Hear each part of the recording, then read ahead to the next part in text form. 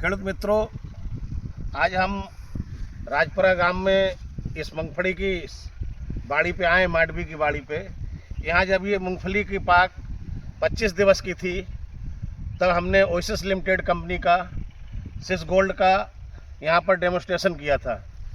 आज हम इसकी वेजिटेटिव ग्रोथ देख रहे हैं, तो इसमें ये कंट्रोल है, इसमें सिस गोल्ड डाला हुआ है, इसमें सिस गोल्ड नहीं डाला हुआ है।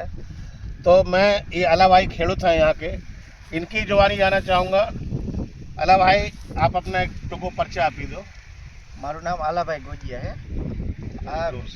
મારું નામ આલાભાઈ ગોજિયા છે। આ સિસ્ટ ગોલ્ડ ને ડેમો કરી ગયા था મગફળીના 20 દિવસ 25 દિવસ થયા ને बाद में। अभी आपको क्या है इसमें डाला हुआ है, इसमें और इसमें क्या अंतर लग रहा है? इसमें આમાં है ને નાના મોટા છે થોડા, ને આમાં એક સરખા છે।